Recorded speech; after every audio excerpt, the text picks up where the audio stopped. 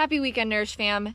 In today's video, I'm going to be chatting about why raw cheese is a superfood and is something that you should be consuming regularly. So, washed my hair with some raw goat bath milk. You guys have been loving the raw goat bath milk. So let's dive into cheese, shall we, Max? Shall we, Max? So despite what mainstream says, cheese is a superfood. And it's something that we've been consuming for thousands of years. Some evidence points towards 7,000 to 10,000 years, and it was a very important food source because it was able to be stored and packed with them as they traveled. And for good reason. It is very nutrient rich, and let's not lie, cheese is delicious. So my favorite flavors are the sharp cheddar and the mozzarella, but we're not allowed to say raw mozzarella, so it's raw meadow-rella. You like the raw mozzarella too, buddy? Hi, Max. So there's lots of popular dairy-free alternative cheese out there. So dairy-free cheese, I don't even know what the ingredients are, but there's a lot of gums, preservatives, and the fatty acid profile is completely different. So raw cheese has a very healthy fatty acid profile, very rich in saturated fats, very low in PUFA, below 3%, whereas dairy-free alternatives, many of them are made out of, soy or oat milk, and those are naturally higher in PUFAs, polyunsaturated fatty acids. Also, you just cannot replicate the nutrients that are in cheese. So calcium, B vitamins, and a bunch more that we will dive into. So dairy-free alternatives are just not going to be the same as raw cheese, original cheese. All right, so what makes raw cheese a superfood? So it is very rich in lactoferrin, calcium, healthy fats, vitamin K2, tyrosine. It's a bioavailable protein, and of course, last but not least, just like absolute deliciousness. And if you think about it, like superfoods should be delicious because it's beneficial that we consume them. If the superfood didn't taste good, it would be hard for us to continue to eat it, So grateful that raw cheese, a superfood, tastes delicious. And if you take a step back, like how cheese is made is incredible, right? So ruminant animals, superheroes, are able to take plant matter that's undigestible to us and convert this into milk. Like, that is beautiful. So take something that is undigestible to us and create a superfood. And then raw milk is mixed with animal rennet, cheese cultures, and salt to make cheese. So first up, lactoferrin. So lactoferrin is a powerful protein found in milk, but significantly more lactoferrin is found in raw milk. So raw cheese will contain more lactoferrin. So lactoferrin is great for your bones. It's great for your gut health. It keeps natural microbiome and natural bacteria balance in your body because lactoferrin can bind to iron, and iron can be a source of food for pathogenic bacteria species or other sort of microbes. Lactoferrin's also been shown to improve cognitive function and has some anti-cancer benefits. So next up, raw cheese contains a very healthy fatty acid profile. So raw cheese is very naturally high in saturated fat and low in polyunsaturated fat. And of those saturated fats, it contains stearic acid, which stearic acid contains a number of metabolic benefits, which has been shown to improve mitochondrial health and reduce estrogen overload. Raw cheese and raw dairy in general contain an abundance of odd-chain saturated fatty acids, which are a newly discovered fatty acid, and they contain a number of health benefits and are actually being considered now a new essential fatty acid. So number 3, raw cheese is a great source of calcium, and many people are low in calcium. So there's this mainstream widespread fear that calcium leads to calcification, and that is just not true. The opposite is true. So I'm going to read a quote from Dr. Ray Peat, where he says, "It is extremely important to realize that calcium deposits in soft tissues become worse when the diet is low in calcium. It is counterproductive to eat a calcium deficient diet since that leads to an increase in intracellular calcium at the expense of calcium from the bones. There are several such paradoxes. As bones lose calcium, the soft tissues calcify. When less calcium is eaten, blood calcium may increase along with calcium in many organs and tissues.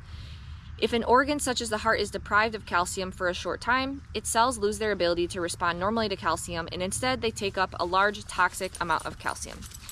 In other words, if you don't get enough calcium in your diet, your body's going to start to steal it from other areas of your body. And unfortunately, dietary calcium deficiency is a worldwide problem. So definitely make sure you get raw dairy in your diet, especially raw cheese, because raw cheese is going to be a very rich source of calcium. Number 4 is vitamin K2, a very healthy fat-soluble vitamin. Raw aged cheeses are going to be some of the best sources of vitamin K2. So vitamin K2 is very important because it helps calcium go where it's supposed to go and keeps it out of places where it shouldn't be.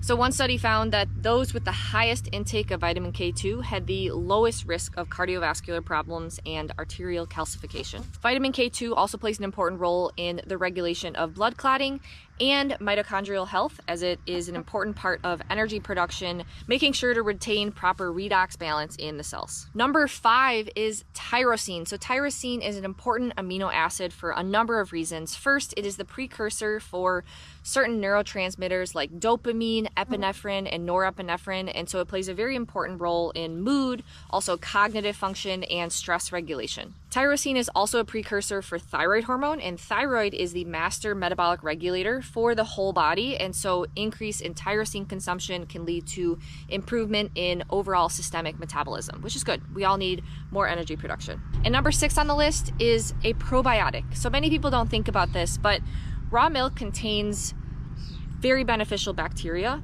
and there's numerous studies showing that raw milk and raw cheese, the beneficial bacteria in it gets transported into our gut, which is a good thing because that helps maintain a very balanced, healthy microbiome where we're adding good bacteria into our gut.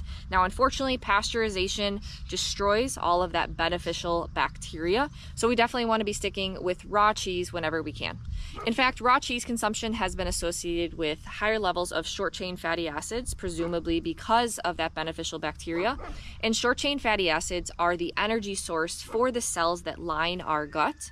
And so if they have more energy, they can do a better job maintaining proper structure, which then leads to better gut function. So something that's pretty funny is that raw cheese is completely legal in the eyes of the FDA, whereas raw milk is not. Doesn't make much sense to me because this is used to make this, but it's okay. So let's wrap this up with some discussions on sourcing for cheese, and so why I think our cheese is one of the best options. Max got excited! One of the best options to exist. So first, as we've discussed, I think that raw cheese is going to be more beneficial. It's going to contain higher levels of nutrients, especially lactoferrin, also going to contain a ton of healthy, beneficial gut bacteria. Also, raw cheese is made with extra care, and when you're buying from small producers like us, our cheesemakers are very artisan, small scale, and the milk is coming from cows raised outside on pasture, rotational grazing. They're eating a wide variety of plants, so a wide variety of different grasses, and all these different grass species are going to provide different nutrients for that cow. And so if the cow is eating a wider, nutrient-dense diet, then there's going to be a higher level of nutrients in the raw dairy products. So there's a study by Dr. Van Vliet where he showed that phytochemicals, which are the compounds that you see in like fruits and vegetables, well, those actually show up in milk and dairy when cows are raised out on pasture. So with the cows eating a wide variety of grasses, that leads to more phytochemicals, more nutrients in the cheese, and that shows up as really robust and delicious flavor as well.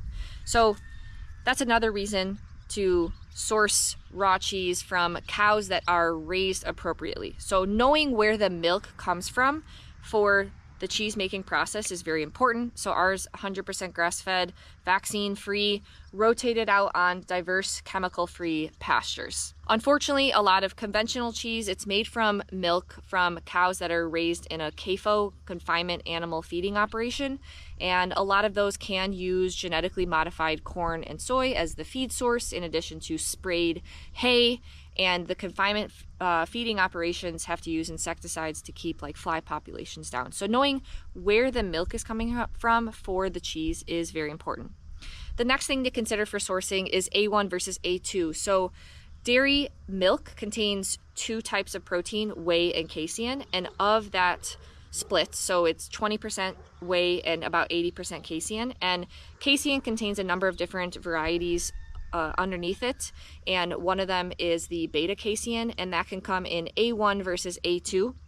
So there's numerous anecdotal stories and also some studies showing that A2 casein can be easier to digest for individuals, and so our cheese is tested to be certified A2, so that just means that the cow produces A2 milk.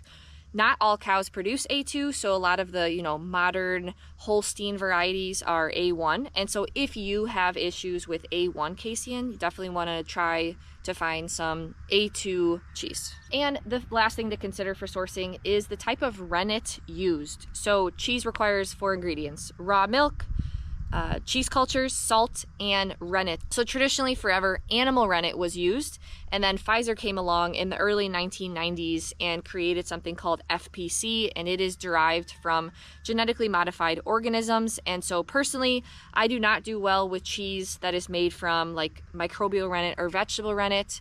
It leads to some digestive issues for me, and so there's some toxicity concerns, digestive concerns of cheese made from this FPC. And if you're interested, you can read more about this rennet source that's derived from genetically modified organisms from our lovely friends Pfizer in my Mercola article here, and I'll link that below. So again, our cheese is all made with animal rennet.